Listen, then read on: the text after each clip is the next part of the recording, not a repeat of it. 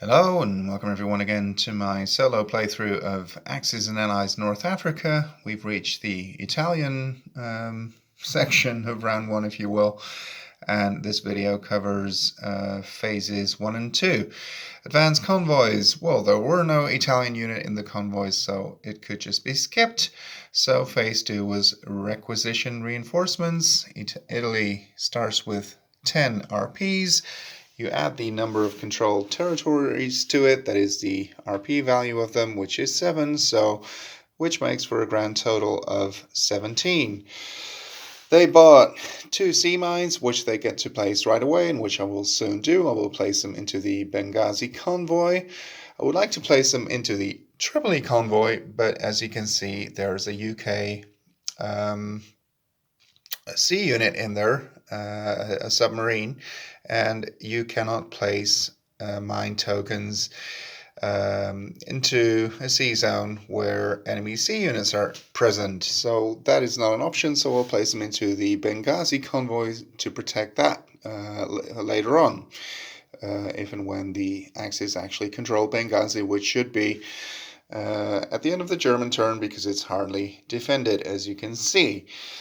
They also bought 5 supply tokens for a cost of 3 and a destroyer because on the previous UK turn, well actually on turn 1, but the UK part of it, they destroyed both the Italian submarine and destroyer that were at the time guarding the Tripoli convoy.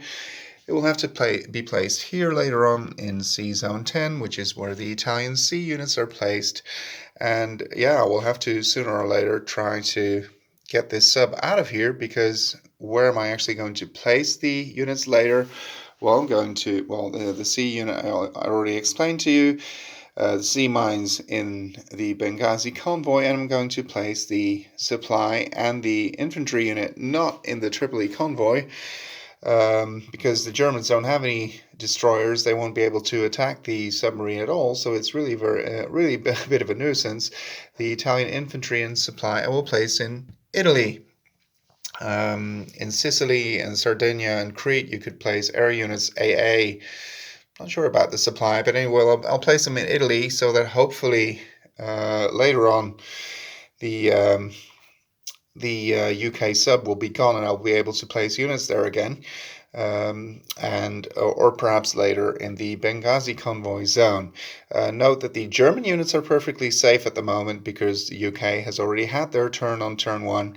The Germans will be after the Italians, so these units will all be able to land safely, but I don't really want to risk placing any Italian transports in there. I could even put aircraft in there, but they can't attack submarines. They can't be attacked by submarines either, but the submarine will be able to fire, and it will right away take transports as casualties. Another option, because maybe I'm chickening out here, and I do think also historically speaking that you should not be too afraid of losing several convoys, because that's what actually happened a lot in real life. Maybe I should have just placed as much infantry or whatever as possible there, and maybe 1 supply token of 5, and you know, just hope that the sub would miss on round 1 and I would be able to get at least 2 Italian units, including a supply token. 5 supplies count as 1 at sea in a convoy zone, that they would actually survive, and I'm sure that some of them would survive, but you know, the sub will get to fire quite a few times possibly in such a case, but that is another option. Maybe I'm being, you know, too careful here, and I should really make sure that at least some units land into Tripoli.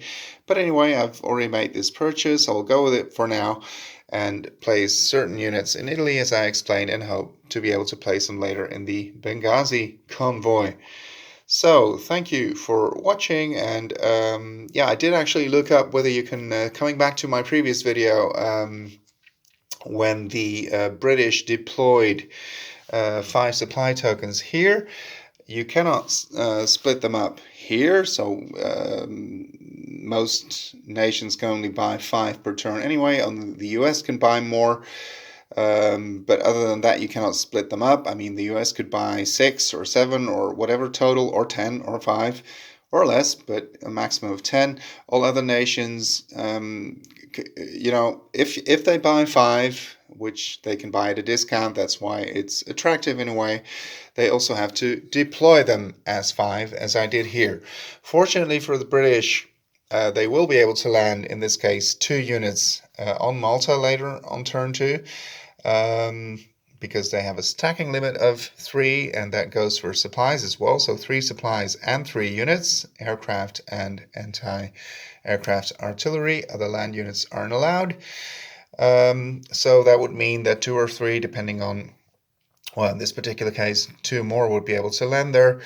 Or maybe actually 3, depending on what it is that you do first. Whether you, no, that's later, I suppose. You advance convoys first. So I would be able to land 2, then spend 1 later during requisitioning and reinforcements, and there would be a couple of them left at sea. That's why it's sometimes better to place them in Gibraltar, for instance, in the staging area, because there they cannot really be attacked, or at least not easily. And then you could place them later if the situation is safer at the time, perhaps. So again, thank you for watching, and see you after the next one.